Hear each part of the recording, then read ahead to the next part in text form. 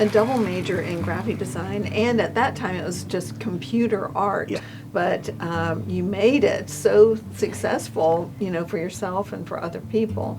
Steve also taught at SCAD in the early years when we were just beginning to establish our reputation. You had a lot to convey and a lot to share with other people.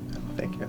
I want Steve to tell you about a group that he assembled while he was a student. It just still a historic moment in SCAD, and I hope it will inspire some of you to come up with some of your own ideas. But he assembled a group of other students, there were 4 of you, in a group called Satellite. And he said, I think we could make a CD-ROM catalog that could show the whole campus and give tours and show interviews with students and faculty and a student gallery of work, and it was so revolutionary at the time. And you assembled your own friends who were talented. Talk about creating Satellite at SCAD, because maybe one of you will have such an inventive idea that that SCAD would want to support and get behind. So I only sort of knew a guy who I had intersected in the computer lab. We both worked as computer lab monitors, and he sort of knew that I could program and do 3D at the time. And he originally, on a whim, pitched this idea of this CD-ROM catalog, but it was 2 sentences. The marketing campaign for that year was called "It's About Time," I think, and so that made me think, okay, we can do something like Clockwork Machine-like. But we finished it up for 1996, and we debuted it at SIGGRAPH, which is a computer graphics conference, and it was in New Orleans. The biggest thing for me about that is it was real, and I had to learn how to do it for real. And a lot of my work in film has been establishing workflow and pipeline. That first CD-ROM was kind of the first pipeline that I had built, because we had video content and we had these 3D rendered things, and it was for computers that are primitive by today's standards. And you had the navigation wheel. Yeah, all of that was pre-rendered. It was 640 by 480 screens, tiny. So when I look back on that, it looks a lot better than it should, given the technology of the era. Here who said they looked at it recently. They said it still holds up. It looks pretty good. I got it running. So you never know, where you might sprinkle your magic around the world. Take care with those opportunities. You did our first website. This guy is a legend at SCAD. Jaden, what would you like to ask Steve? Gosh, well, it's a pleasure to meet you, a legend. I found it really interesting, just the longevity of your career, and I'm a film and TV student. I wanted to ask about the motivation that you keep for your art and how you've been able to keep it up this such a long journey you've had. Oh yeah, the interesting thing is that I kind of keep what I would call my art and what my day job would be pretty separate. I work at Pixar, right. And the more pure artists are some of the best in the world, and I'm nowhere near that. Nobody hires me to do the artwork for a Pixar film. I do the technical pipeline.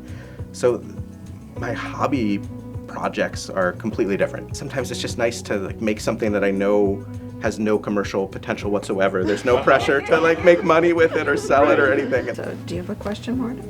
I do. Which project do you have, of the one you worked on before, that you could say you like the progress and the final, and why? Ooh. I would say that the most fun movie that I worked on was the first Sam Raimi Spiderman movie. We got these, the photographic plates back, and I shared an office with a guy who wrote the shader, which is the sort of program that replicates how light interacts with something for the Green Goblin. So we had the Green Goblin suit in our office, and it just, we're holding it in real life, but it just looked like cheesy computer graphics, and so we had to reproduce that. So there was just a silliness in the plates come in, the background plates come in, and the movie just seemed so silly. But it went pretty smoothly, and then a couple of months before release, we saw a close to finished cut. And it was that point we realized, oh, this is a really good movie. I mean, at that point, it's like the first of its kind. Almost. Yeah. How does it feel to like be told that you basically worked on something that inspired so many people, so many children, and made so many people's childhoods? I mean, there's a reason I went into film. For all these students who are studying visual effects and animation and all the other subjects, what does Pixar look for in talent acquisition? That is a good question because, as you'd expect, Pixar gets a lot of applications. Yeah. Yes. The internship program are the best way in, and I can tell you that when I get a stack of resumes and I look through it, it looks the same as the next one. But I look here and there's a link to their gallery of watercolor paintings. And it just, you're just looking for somebody who's going to bring something interesting to it. Like, everybody has to be able to do the job, but it's these like subtle little things that kind of skew who gets moved to what pile or another. So, I mean, the best you can do is like prepare yourself for the opportunity that's going to happen, but the opportunity itself, it might just be a lucky break.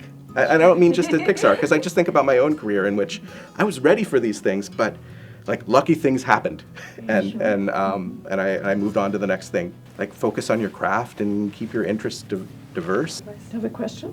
I do have a question. Okay. Hello, I'm Riley. I'm an animation senior, but I'm specializing in concept art, so I'm a bit more removed from the technical side. And what traits could those of us who are more removed to the artistic side develop that would be appreciated by our more technological peers for better collaboration? Oh, yeah, a really important skill is like when you encounter a problem, being able to like identify and reproduce it.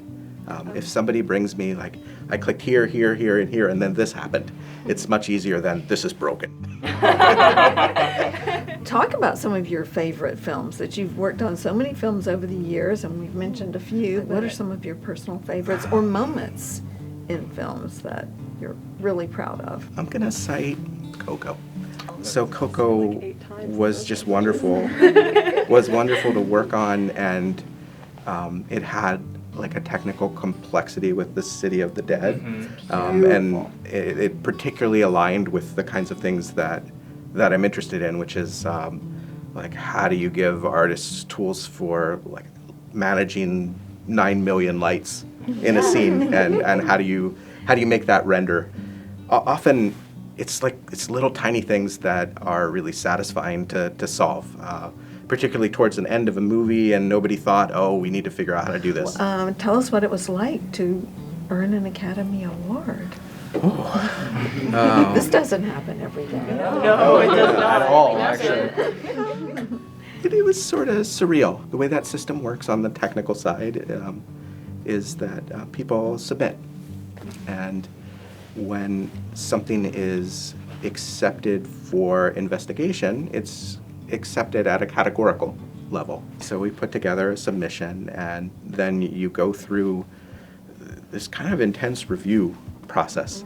So they have a committee, and they came around, and we did like 4 hours of demonstrations. It was late December. I got this like big packet from them, basically saying like, "Hey, we're going to award you in February." And then 3 days after I received that packet, I broke my foot.